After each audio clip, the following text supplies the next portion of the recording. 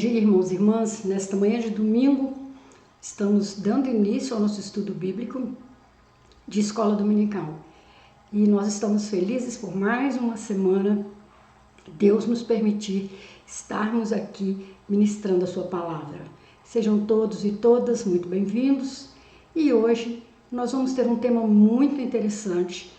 Creio que, como todos os domingos, a gente traz um tema interessante, um tema que nos acrescenta, e eu não poderia deixar acabar o mês de setembro, sem abordar o tema da prevenção ao suicídio. Sabemos que esse tema é polêmico, muitos não concordam que se aborde esse tema, pensando que talvez estimule as ações de suicídio, mas nós temos estudado cada ano e concordado com profissionais que afirmam que precisamos falar sobre o assunto.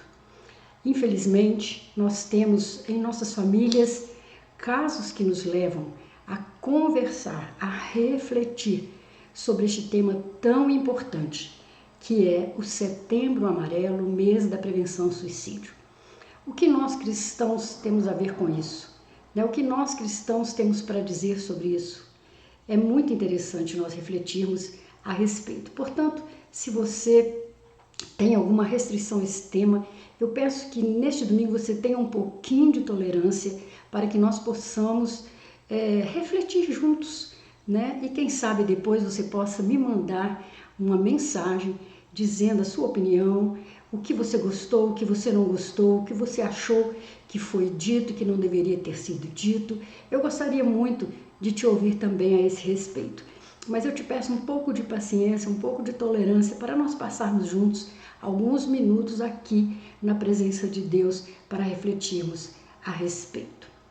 Eu quero orar com você, como a gente sempre faz no início dos nossos estudos, e me disponho a estar orando com você, em particular, se você quiser, basta você acessar o meu celular, o meu WhatsApp. Nós podemos fazer isso também em outras ocasiões, a respeito de qualquer dúvida ou de qualquer necessidade que você tenha também. Vamos orar? Pai, nesta manhã, quando estamos abordando um tema que particularmente é tão difícil para mim e para alguns, eu creio que para todos, Pai, mas para alguns, devido às vivências, experiências, se torna ainda mais difícil e em alguns momentos até muito doloroso, mas nós temos visto, Pai, a necessidade de conversarmos a respeito desse tema. Portanto, Senhor, unge-nos de uma maneira toda especial para que todos se sintam bem, se sintam confortáveis durante a exposição desse tema. Nós pedimos uma bênção para todas as pessoas e familiares que já passaram por isso, ou estão passando por isso, ou estão vivenciando situações de risco, que o Senhor possa estar levando uma bênção toda especial para cada uma destas pessoas nesta manhã e em qualquer momento que este vídeo for acessado. Eu te peço que faça de mim uma bênção, um canal de bênção na vida das pessoas. Em nome de Jesus. Amém. O nosso tema bíblico de hoje será: o choro pode durar uma noite, mas a alegria vem pela manhã. E nós vamos nos basear nos textos do Salmo 30, de 1 a 4 e Tiago 1, 19. E, naturalmente, outros textos serão citados durante o nosso estudo, Que Deus nos abençoe. Queridos, nós fizemos essas reflexões lá no nosso projeto Sombra e Água Fresca, no bairro Liberdade, e fizemos com as famílias das crianças e adolescentes. E nós sentimos que foi muito proveitoso, ainda que muito doloroso e complexo, e ainda que num só momento, numa só palestra, não se esgote todas as dúvidas e todas as necessidades. Mas confessamos que, por vezes, durante o ano, também trazemos esse tema à tona, mas fizemos agora, nesta última semana, e isso nos motivou a trazer também este tema para nós cristãos que estamos aqui em estudo bíblico da escola dominical. E lá nós tivemos participações, interações de pessoas que também passaram por essa experiência tão terrível do suicídio, e nós vimos quanta dor as pessoas carregam E o que nós precisaríamos fazer, o que nós podemos fazer com a ajuda do Senhor para evitarmos essa tragédia. Então, nós achamos que seria realmente oportuno trazermos o tema para refletirmos juntos. Desde 2014, a Associação Brasileira de Psiquiatria, em parceria com o Conselho Federal de Medicina, organiza nacionalmente o Setembro Amarelo, que se tornou o mês da prevenção ao suicídio. Desde então, a campanha cresceu e, neste período, a saúde mental passou a ser o tema constante na imprensa. O Setembro Amarelo tem contribuído muito, pois durante a campanha se mobilizam duas necessidades: o debate e a reflexão em torno do tema, produzindo ressonância em diferentes pessoas e instituições, e o acolhimento de pessoas vítimas ou sobreviventes que passam a ter seus motivos escutados e compreendidos na lógica do cuidado, ou seja, de que como pessoas merecem e precisam de respeito e atenção nos momentos em que, como qualquer um de nós, se sentem fragilizados e em sofrimento mental. E em 2023 o lema é: se precisar, peça ajuda. Bem objetivo, né? Se precisar, peça ajuda. É importante lembrar que o Setembro Amarelo criou uma abertura que precisamos seguir ampliando, pois oferece às pessoas a liberdade e o cuidado que precisam e merecem em qualquer momento da vida, especialmente naqueles que se sentem incapazes de seguir vivendo. E aqui estamos falando de potenciais vítimas e dos sobreviventes à tragédia que se chama suicídio. Os que se auto-exterminam, isso talvez pudesse ser evitado, os que tentam e os familiares e próximos destas vítimas, que nós chamamos também de sobreviventes. O suicídio, assim como outros temas ligados à saúde mental, é considerado perigoso, pois revela condições emocionais sempre muito intensas, envolvendo ou impactando as pessoas de modo a produzir diferentes sentimentos. Ou seja, é um tema que desperta emoções, reflexões e sentimentos que na maioria das vezes nós evitamos. Ontem mesmo estava vendo um programa de televisão chamado Aeroporto e ali abordou um caso em que uma senhora estava voltando para casa com sua filha adolescente e ela foge no meio da viagem, né, quando elas vão fazer uma conexão.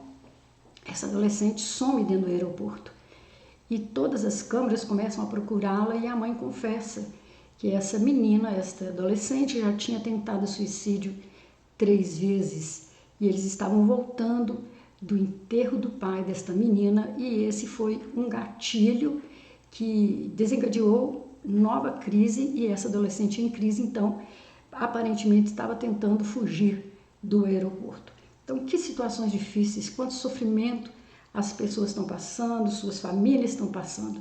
Precisamos refletir mais. No passado, a divulgação de casos de suicídio era abafada pela imprensa. Nós sabemos disso, que não se divulgava. Havia uma espécie de acordo entre os meios de comunicação de não divulgar os casos, exceto de celebridades e autoridades. Mesmo assim, isso ocorria de maneira sutil.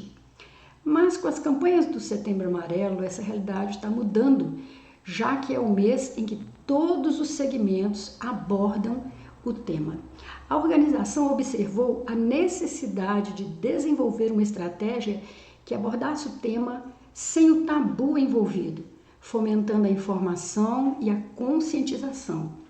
O objetivo, segundo a organização, é conscientizar sobre o suicídio, abordando as formas de prevenção. Como fenômeno humano, o suicídio passou por processos de moralização, de modo que explicações religiosas ou morais o tornaram um acontecimento detestável. E aqui nós vamos lembrar que o suicídio não é coisa da modernidade, coisa de pós-pandemia. Não, em toda a história da humanidade, em todas as culturas, há casos de suicídio. E infelizmente, na maioria das famílias também, há casos de suicídio ou de tentativas de suicídio. A moralização do suicídio produz um silenciamento sobre seus motivos e formas de entendimento. Muitos acham, né, que é um erro de caráter, que é uma fraqueza de caráter para a pessoa, né, que cometeu ou que tentou o suicídio. Então, há todo um desejo de abafar aquele caso, de não se comentar, de não se refletir a respeito.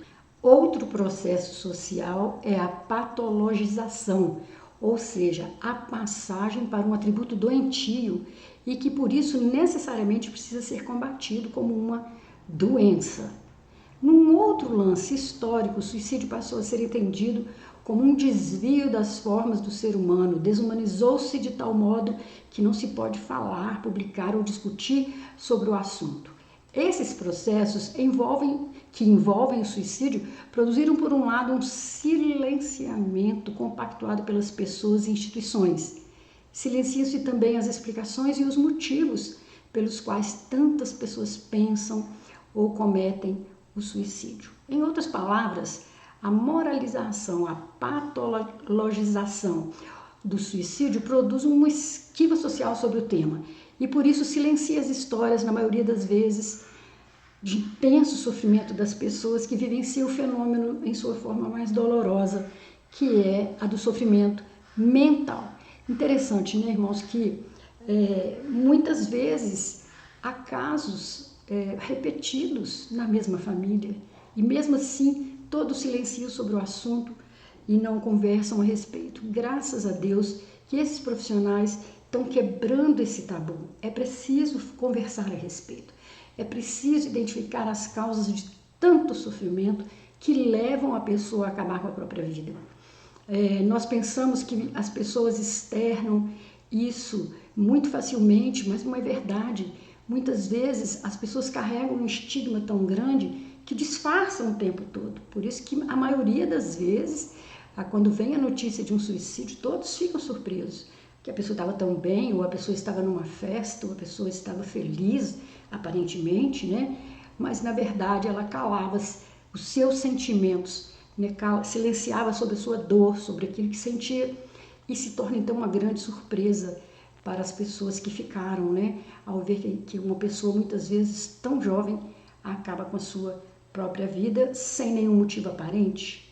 Será? E agora eu queria que nós pensássemos um pouquinho o que é saúde para a gente entender o que é o sofrimento mental, o que é o adoecimento mental.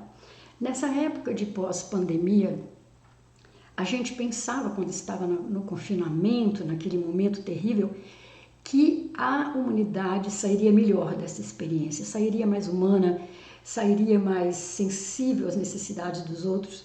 E houve um momento de grande movimentação, um movimento para esse lado mesmo. Mas depois que as coisas foram passando e sendo controladas, houve um total adoecimento da humanidade de modo geral. Um adoecimento que endureceu o coração das pessoas. As pessoas se tornaram mais intolerantes, mais medrosas, mais doentes mentalmente. Então, o que vem a ser saúde? Para a Organização Mundial de Saúde, a definição de saúde está no estado completo de bem-estar físico, mental e social. Estado completo de bem-estar físico, mental e social. Eu acho que ninguém está com saúde hoje em dia, se formos analisar por esse conceito. Mas, para motivar o diálogo sobre a saúde, especialmente a saúde mental, nós precisamos estar abertos a exercitar a escuta atenta ao próximo e evitar comparações com outras situações que acreditamos ser semelhantes. Porque a saúde física nós cuidamos relativamente bem dentro das nossas possibilidades. A saúde social a gente costuma atribuir a outras pessoas, responsabilizar outras pessoas pela saúde social. Mas e a saúde mental? Estamos bem mentalmente? Então, nós devemos evitar comparar com as situações de outras pessoas para que aquela situação de sofrimento seja justificada ou minimizada. Cada pessoa tem uma forma diferente de encarar as emoções, por isso devemos acolher os seus relatos de vida e não os julgar. Então aqui nós destacamos a escuta atenta às pessoas. Exercitar a escuta atenta e afetiva pode ser uma das formas mais assertivas de ajudar pessoas que estão passando por momentos difíceis. Muito mais do que aconselhar, é preciso saber o momento de silenciar e apenas ouvir. Talvez a pessoa em sofrimento esteja apenas precisando de alguém que a escute e não esteja pedindo necessariamente uma solução. Como isso é visível, né?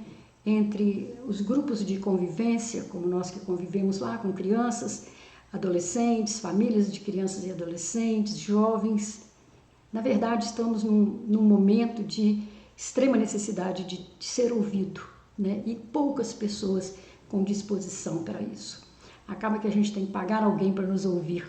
Eu costumo brincar assim a respeito do psicoterapeuta, né? Nós pagamos alguém para nos ouvir porque ninguém tem paciência ou disponibilidade de estar ouvindo o outro de modo geral, né? São a correria da vida, as suas próprias necessidades, faz com que a gente também não esteja apto ou não esteja disposto a ouvir o outro.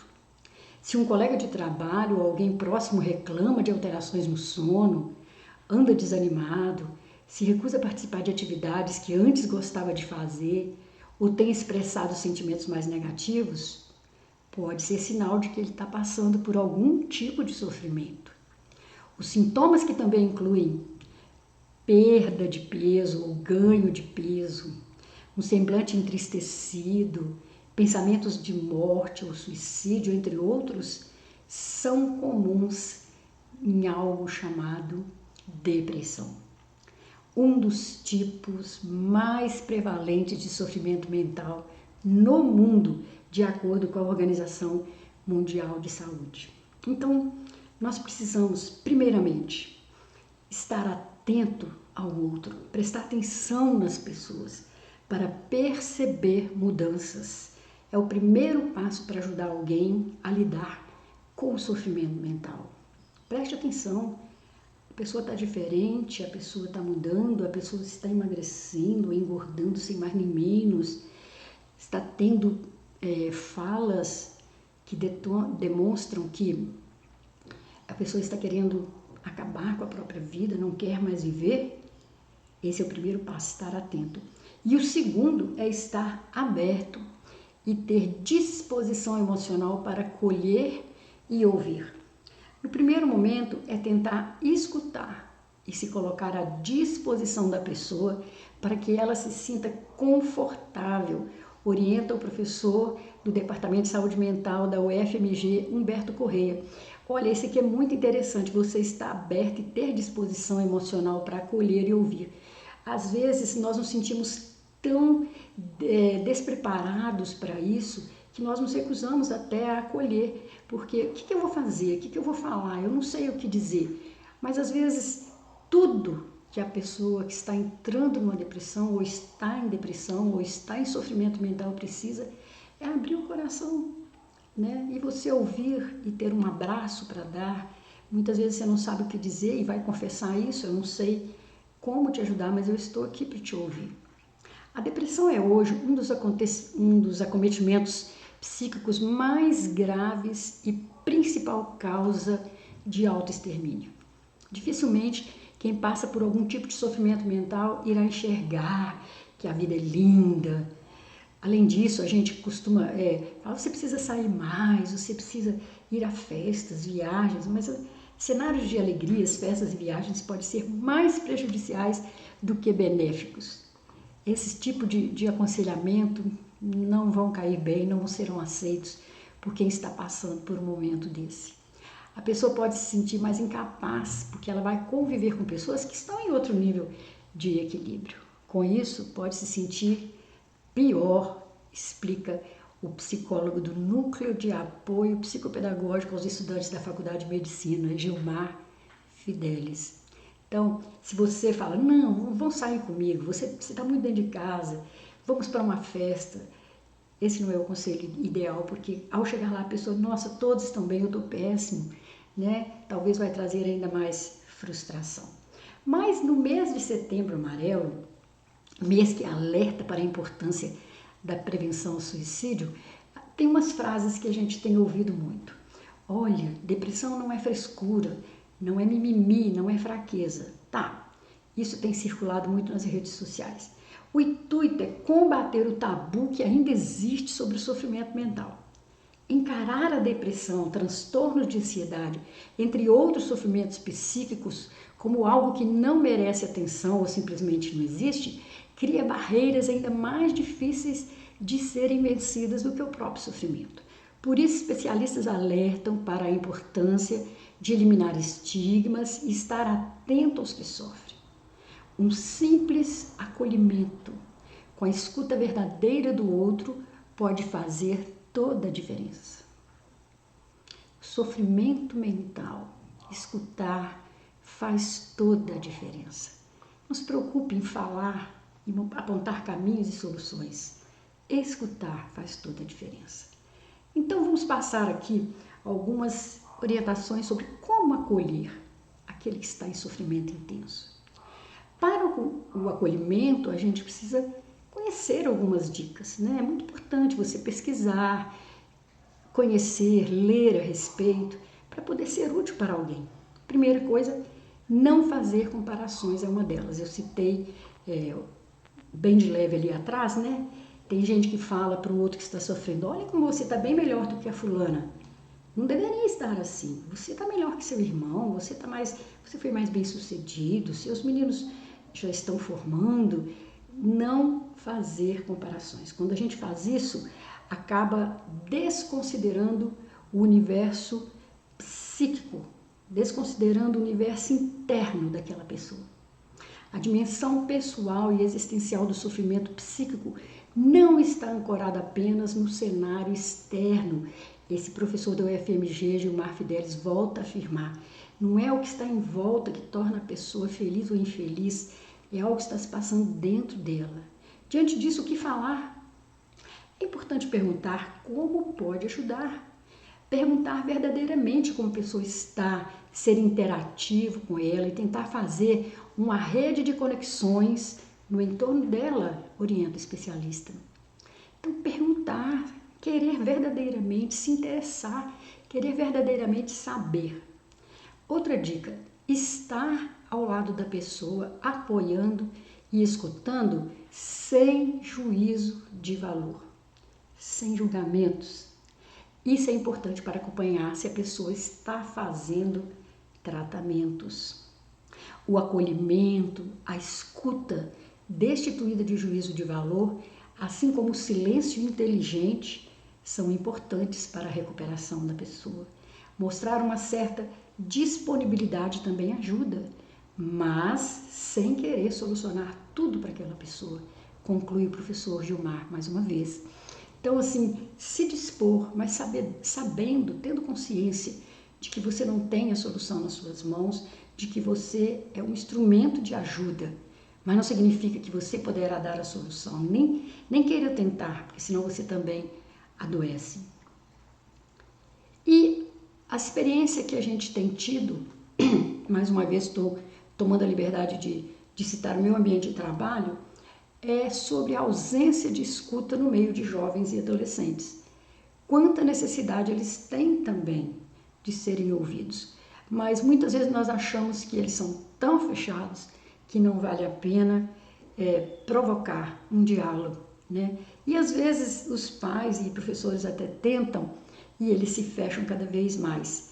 Vamos ver um pouquinho, refletir um pouquinho sobre essa área? Segundo o site SAI Digital, que é dirigido às escolas, a adolescência é uma etapa de desenvolvimento conhecida pela busca de identidade pelas descobertas. Além disso, é a transição da infância para a idade adulta, o que resulta em um período confuso para os jovens. Uma das coisas mais duras, mais ferinas que você pode dizer a um adolescente é chamá-lo de aborrecente. Porque ele já está convivendo com um peso muito grande, que é a transição da infância para a vida adulta. Ele já está cheio de dúvidas, ele está cheio de conflitos interiores e ouvi-lo, né, ouvir ser chamado de aborrecente, traz para ele ainda um peso, uma conotação negativa muito grande. Então eu sei que muitas vezes nós usamos essa expressão brincando, né, fazendo uma brincadeira com os adolescentes, mas eu quero te pedir encarecidamente que passe a não fazer. Né? Essa palavra é muito negativa. A escuta de jovens é essencial para oferecer suporte nessa fase conflituosa da vida, pois eles precisam ser compreendidos e acolhidos para se desenvolverem de maneira saudável com a ajuda de adultos próximos. Uma das grandes dificuldades de adolescentes e jovens se abrirem conosco é porque nós já vamos com o julgamento de valores.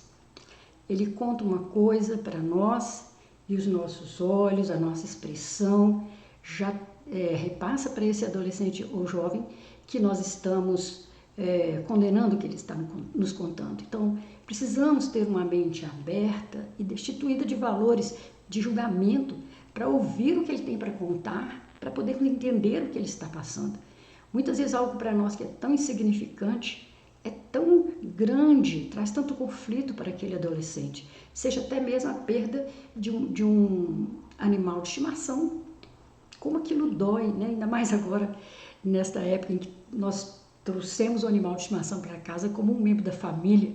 Então, quando perdemos esse animal de estimação, seja pela fuga, seja pela morte, aquilo traz um peso muito grande. Então, eu estou citando um exemplo simples, mas qualquer um outro que aos nossos olhos é tão simples, mas para aquela criança, para aquele adolescente, para aquele jovem, está trazendo um peso, uma angústia, uma ansiedade muito grande pelo significado que aquela perda tem. As famílias muitas vezes não percebem a necessidade dos jovens de se expressarem e serem ouvidos e compreendidos, o que dificulta o acolhimento e a ajuda, que costumam ser interpretados de maneira errada pela falta de diálogo. Os jovens precisam de referências para aprenderem seus papéis na sociedade e desenvolver identidade própria, pois nessa fase adquirem mais autonomia e liberdade que precisam ser adequadas. Professores que lidam diariamente com os jovens e adolescentes podem alertar a família para perceber melhor o jovem e ouvi-lo com mais atenção para que receba a ajuda adequada e enfrente suas dificuldades de modo saudável. Nós temos alguns sinais de alerta. Preste atenção nos sinais de alertas, pequenas mudanças que podem indicar um pedido de ajuda para jovens e adolescentes. Um deles, não gostar mais de coisas que curtia antes. Aqui cada um vai identificar o seu jovem, seu adolescente, aquilo que ele gostava e verificar se de repente ele abandonou totalmente aquilo. Frases como preferi estar morto ou quero desaparecer, não estou aguentando mais essa vida. São frases que às vezes são usadas corriqueiramente, mas preste atenção no contexto, preste atenção em que momento está sendo usada. Achar que os outros ficarão melhor depois da sua morte. Realmente eu trago muita tristeza para meus pais, seria melhor, eles vão ficar muito melhor o dia que eu for embora, o dia que eu morrer. Cuidado com esse tipo de expressão. Piora do desempenho na escola ou no trabalho. Isso é grave, Isso chama muito atenção. Isolar-se e não ter esperança no futuro. Olha, essa tem sido uma característica quase que constante e geral, da nossa juventude na época atual. Eles se isolam dentro dos seus quartos com seus celulares e computadores e não demonstram muita esperança no futuro, mesmo porque não querem, não tomam conhecimento de que podem contribuir muito para as mudanças necessárias. Achar que nada nem ninguém pode ajudar. Não, ninguém pode me ajudar. Você está bem? Tô. Não, não tô, mas ninguém pode me ajudar. Então, cuidado com esse tipo de alerta.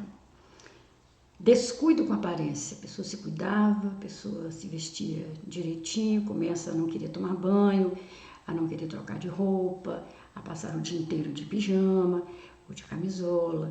Muito cuidado aí, com esses sinais. E alterações no sono e no apetite, aqui vai entrar a bulimia e a anorexia, que são problemas clássicos entre a juventude. Muito cuidado com esses sinais de alerta, é necessário buscar ajuda profissional. É claro que existem outros, né? Mas nós podemos colocar esses como um dos que chamam mais a nossa atenção. Naturalmente que nós não temos a pretensão de ir fundo nesse assunto, que não é a nossa área, né, de capacitação, mas nós, como igreja, podemos fazer alguma coisa. O que a Bíblia tem a nos ensinar? Existe a palavra depressão na Bíblia? Bem, nós podemos refletir sobre o assunto. E se diz respeito ao sofrimento humano, é claro que Deus tem algo a nos falar, Deus tem algo a nos mostrar, porque Ele sim é extremamente capacitado, poderoso para agir em favor daqueles que sofrem. Deus se coloca em nosso lugar. Deus tem empatia por nós e não gosta de nos ver sofrer, Ele sofre conosco. Por exemplo, no passado, os israelitas sofreram como escravos no Egito. Depois disso, eles enfrentaram dificuldades por 40 anos no deserto. A Bíblia fala como Deus se sentiu. Em Isaías 63:9 diz assim: durante toda a aflição deles, Deus também ficou aflito. Ele também ficou aflito. Deus não apenas sabia das dificuldades deles, ele sentiu a dor daquelas pessoas. Deus disse: eu sei muito bem quando vocês estão sofrendo, o quanto vocês estão sofrendo, lá em Êxodo 3:7. Ele também disse: aquele que toca em vocês, toca na menina do meu olho, em Zacarias 2:8. Isso significa que quando alguém nos faz sofrer, Deus também sofre. Talvez você seja muito crítico com você mesmo e ache que não merece a empatia de Deus. Mas a Bíblia nos garante que Deus é maior do que o nosso coração e sabe todas as coisas. Está lá na primeira carta de João, capítulo 3, 19 e 20. Deus nos conhece melhor do que nós mesmos. Ele sabe tudo sobre a nossa situação, nossos pensamentos e sentimentos. Deus se coloca em nosso lugar e sente a nossa dor. Podemos contar com Deus sempre que precisarmos de consolo, sabedoria e apoio. E podemos ter certeza de que Ele ajuda quem está sofrendo. Cuidado e acolhimento são dádivas humanas que precisamos e merecemos. E por isso todos podemos buscar e receber. Segundo o dicionário Aurélio da língua portuguesa, a palavra escuta que nós estamos citando como um instrumento de ajuda para aquele que está sofrendo, essa palavra vem do latim escutare, que significa tornar-se ou estar atento para ouvir. Dar ouvidos, aplicar o ouvido com atenção para perceber ou ouvir. Então é importante perceber nesse sentido que a atitude de quem se coloca na postura de ouvinte é ativa, não está como um mero espectador, receptor de informações. Ele é quem está atento, voltado para ouvir o que o outro traz de experiência de vida, de sua existência. A atitude do escutar não pode ser confundida com algo passivo. Ela é transformadora. E quem melhor do que o nosso Deus para nos ouvir?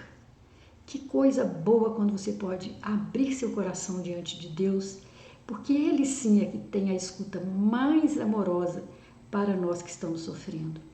Ele vai nos ouvir perfeitamente, com paciência, sem pressa. Ele vai fazer de nós sua prioridade naquele momento. Ele está disposto a ouvir e nos acolher com todo o seu amor. Então, queridos, isso nos leva a refletir nas palavras do salmista, que o nosso sofrimento, o nosso choro pode durar uma noite, mas a alegria vem pela manhã. Esse é o tema do nosso estudo. O choro pode durar uma noite, mas a alegria vem pela manhã. Queridos, esse versículo está no contexto do Salmo 30, de 1 a 4, e eu te convido para lê-lo nesse momento. Cantem ao Senhor todos que lhe são fiéis. Louvem o seu santo nome, pois sua ira dura apenas um instante, mas o seu favor a vida inteira. O choro pode durar toda a noite, mas a alegria vem com o amanhecer. Este salmo está muito aqui apropriado para o que nós estamos conversando. de choro, de pranto, de sofrimento e de livramento.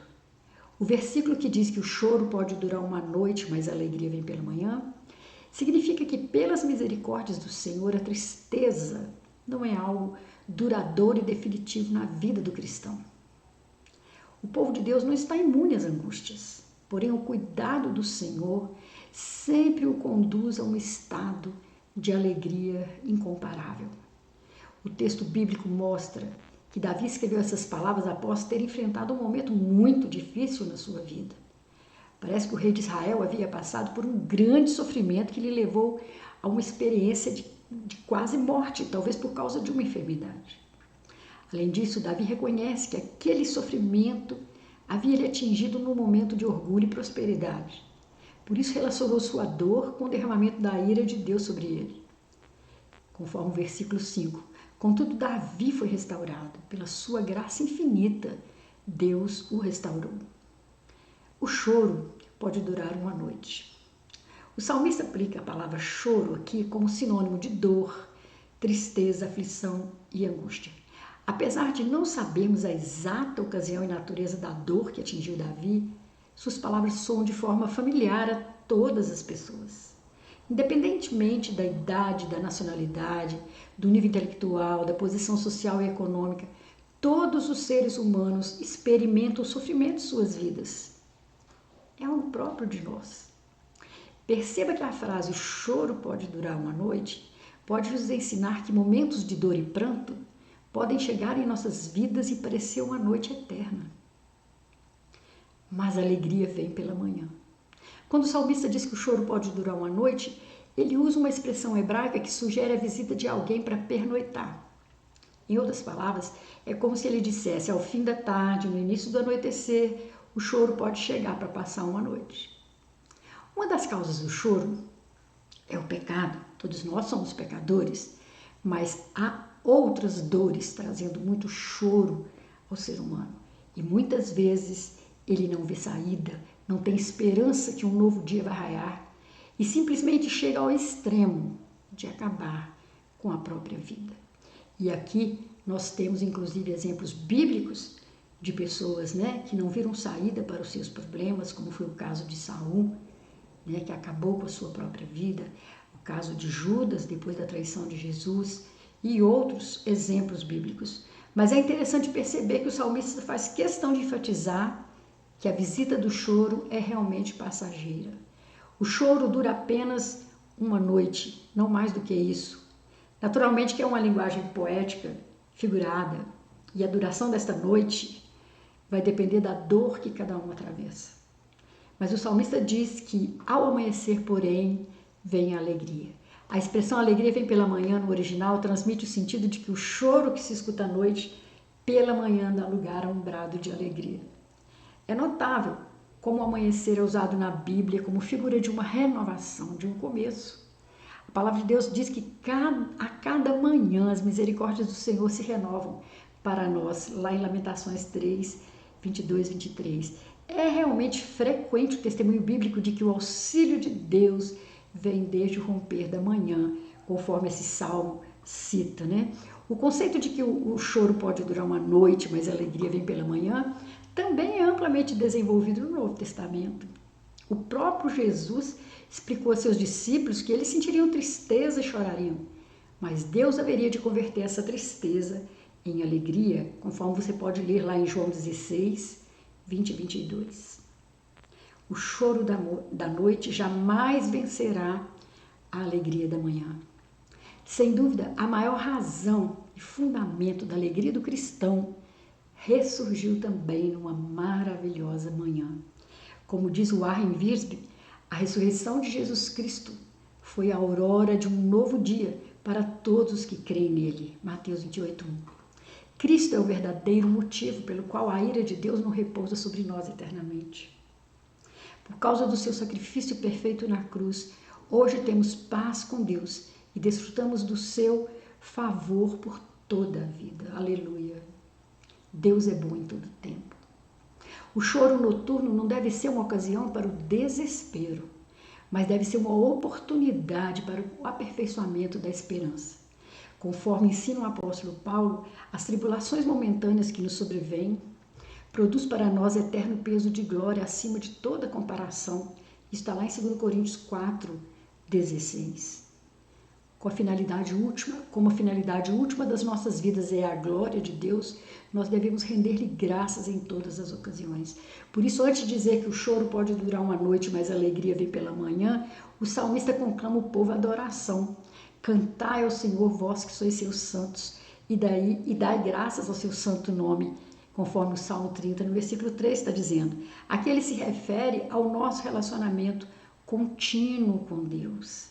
Olha, irmãos, aqui eu quero ressaltar a necessidade de uma edificação, de uma construção desse relacionamento com Deus, porque o próprio Jesus disse que o dia mau vem e a gente não sabe quando, né? Nós vemos lideranças tão dedicadas ao Senhor, pessoas tão comprometidas com Deus passarem por essa noite de choro e de pranto, e muitas vezes nós vemos servos de Deus se sucumbirem, porque nós precisamos construir o nosso relacionamento dia a dia com Deus. E quando as coisas estão bem, quando nós temos saúde, quando nós estamos na posição de ajudar o outro, essa construção é que deve se fortalecer, porque nós não sabemos o dia mau que nos está reservado. Sim, devemos exultar ao Senhor tanto pelo choro que dura uma noite, como pela alegria que vem pela manhã. Tanto pelo sofrimento que é um visitante passageiro, como pelo gracioso favor divino que nos acompanha desde agora e por toda a eternidade, graças a Deus. O choro pode durar uma noite, mas a alegria vem pela manhã. Quando você estiver no poço do choro, da tristeza, da depressão, ainda assim há esperança para você. Deus tem saída para o seu problema, seja ele qual for. Cultive essa esperança em seu coração. E lembre-se, se precisar, peça ajuda, não se cale, não silencie a sua dor, não silencie o seu sofrimento. Peça ajuda. E se você estiver no papel de quem escuta, faça-o com paciência, com carinho, com respeito. Ouvir não está na lista dos dons espirituais no Novo Testamento, não é, irmãos? Mas nem por isso deixa de ser um dom divino saber ouvir.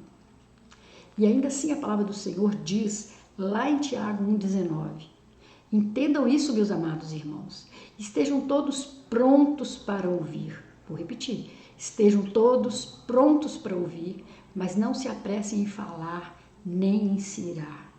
Prontos para ouvir, eis o grande desafio. Mais que nunca as pessoas estão precisando ser ouvidas para que amanhã traga sua alegria para elas. Amanhã onde as misericórdias já se renovaram para cada um de nós pela graça de Deus.